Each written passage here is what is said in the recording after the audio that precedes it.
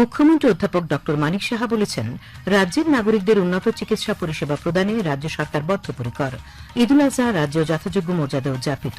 বিকশিত কৃষি সংকল্প অভিযান কর্মসূচিতে রাজ্যে এ পর্যন্ত 1,15,916 জন কৃষিজীবী অংশ নিয়েছেন। প্রধানমন্ত্রী নরেন্দ্র মোদী বলেছেন যে, ভারতের ওপর যেকোনো আক্রমণের কড়া জবাব দেওয়া হবে এবং সন্ত্রাসবাদী ও তাদের সমর্থনকারীদের মধ্যে কোনো পার্থক্য করা হবে না। এবারে আসছে বিস্তারিত সংবাদে।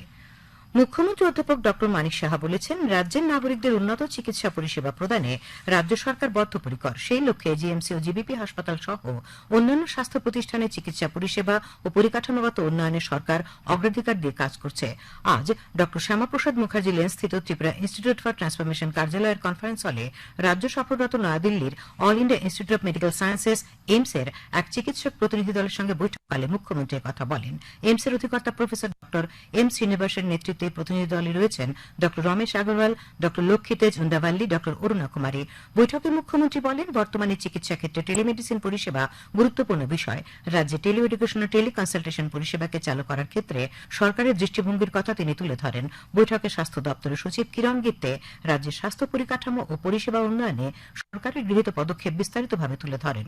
বৈঠকে এইমসের অধিকর্তা শ্রীনিবাস রাজ্যের স্বাস্থ্য ব্যবস্থার উন্নতিতে প্রয়োজনীয় সহায়তা প্রদানে এইমসের দৃষ্টিভঙ্গির কথা বলেন। চিকিৎসায় সুপার স্পেশালিটি পরিষেবা, তথ্য প্রযুক্তি নির্ভর পেপারলেস হাসপাতাল গড়া, হাসপাতালে প্রশাসনিক ব্যবস্থা শক্তিশালী করা, উন্নতমানের জরুরি চিকিৎসা পরিষেবা, চিকিৎসা ক্ষেত্রে যুক্তদের প্রয়োজনীয় প্রশিক্ষণ ইত্যাদি ক্ষেত্রগুলিতে বিশেষভাবে জোর দেওয়ার কথা বলেন তিনি।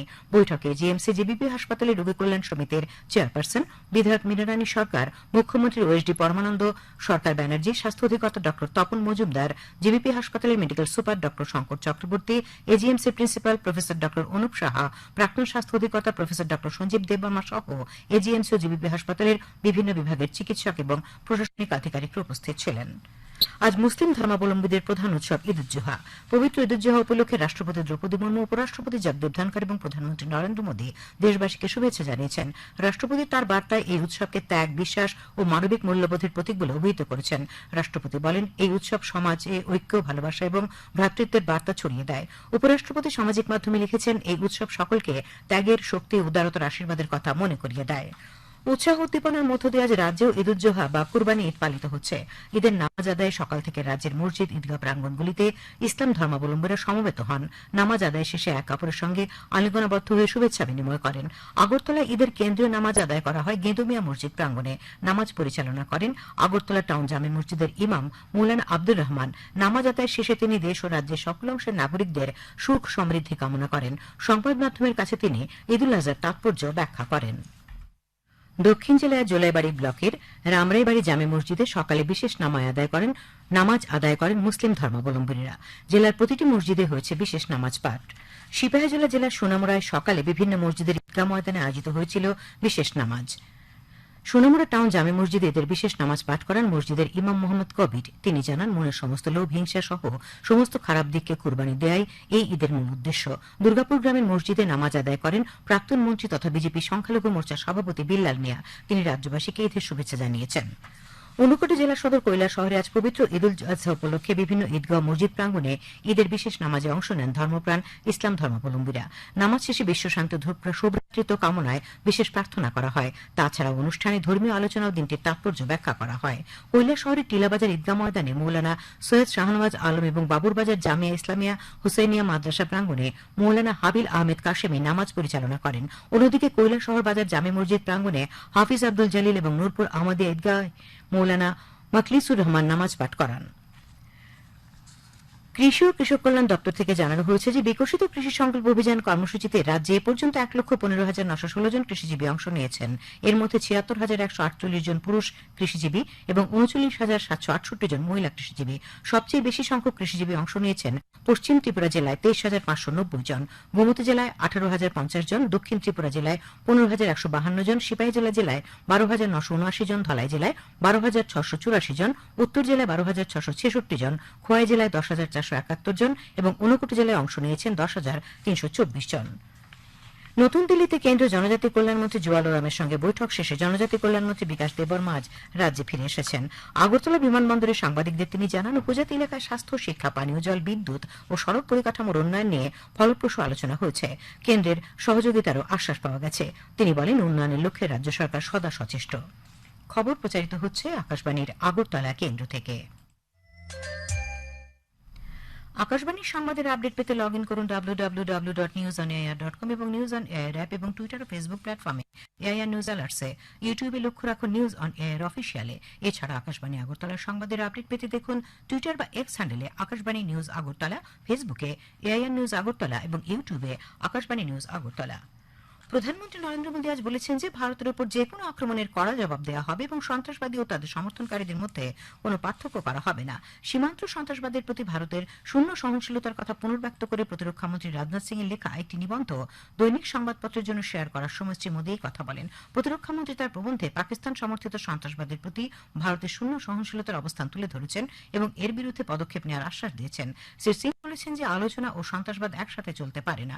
পাকিস্তানের সঙ্গে ভবিষ্যতের যে কোনো আলোচনা কেবল সন্ত্রাসবাদ এবং পাক অধিকৃত কাশ্মীরের বিষয়ই হবে। লোকসভার অধ্যক্ষ ওম বিড়লা আজ বলেছেন ভারত সর্বদা আইনের শাসন, বৈশ্বিক সহযোগিতা ও বিশ্বমঞ্চে আলোচনার প্রয়োজনীয়তাকে সমর্থন করে আসছে। ব্রাজিলের ব্রাসিলিয়ায় একাদশ ব্রিক্স সংসদীয় ফোরামে ভারতীয় প্রতিনিধি দলের নেতৃত্ব দেওয়ার পর একটি ভিডিও বার্তা শেয়ার করে শ্রী বিড়লা জানান যে ব্রিক্স দেশগুলির মধ্যে সংসদীয় সহযোগিতা জোরদার করার জন্য যৌথ প্রতিশ্রুতি, কৃত্রিম বুদ্ধিমত্তা প্রযুক্তির ব্যবহারকে উৎসাহিত করা এবং অর্থনৈতিক বিষয়ে সম্মিলিতভাবে কাজ করার জন্য অর্থপূর্ণ আলোচনা ও মত বিনিময় হয়েছে। ब्रिक्स देशों ने माना कि आतंकवाद के खिलाफ हमें सामूहिक लड़ाई लड़नी होगी। उन्होंने भारत में 22 अप्रैल को पहलगाम कश्मीर में हुई आतंकवादी घटना की निंदा की और साझे प्रयासों से मिलकर आतंकवाद के खिलाफ जीरो टॉलरेंस की नीति बनानी चाहिए। भारत के प्रधानमंत्री जी ने भी विश्व के देशों को आह्वान किया था कि सभी विश्व के देशों को आतंकवाद के खिलाफ जीरो टॉलरेंस की नीति बनानी चाहिए। প্রধানমন্ত্রী নরেন্দ্র মোদী ভারতীয় কৃষকদের কল্যাণের প্রতি সরকারের প্রতিশ্রুতি পুনর্ব্যক্ত করেছেন।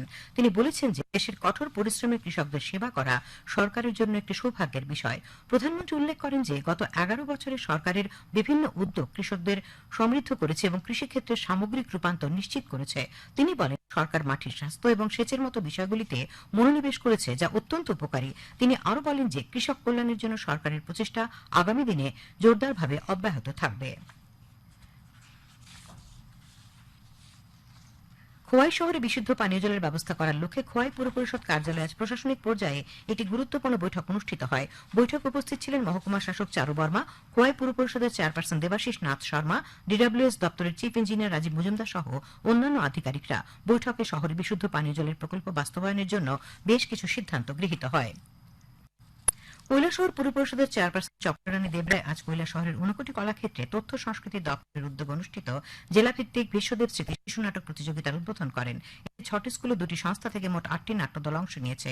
উদ্বোধনী অনুষ্ঠানে ঊনকোটি জেলা পরিষদের সদস্য বিমল কর, তথ্য সংস্কৃতি দপ্তরের সহ অধিকর্তা বিশ্বজিৎ দেব প্রমুখ বক্তব্য রাখেন। সমবায় মন্ত্রী শুক্রাচার্য নোয়াতিয়া আজ আভাংছড়া দ্বাদশ স্কুল মাঠে খেলো জোড়াইবাড়ি ব্লক ভিত্তিক নকআউট ফুটবল টুর্নামেন্টের উদ্বোধন করেন।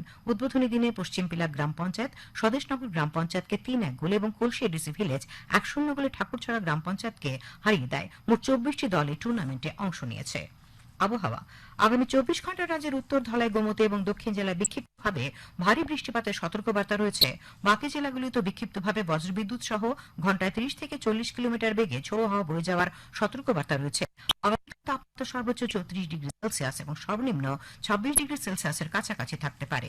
আজ দিনের সর্বোচ্চ তাপমাত্রা ছিল 34.6 ডিগ্রি সেলসিয়াস এবং সর্বনিম্ন 26.8 ডিগ্রি সেলসিয়াস। শেষ করার আগে খবরের বিশেষ বিশেষ অংশগুলি আরেকবার।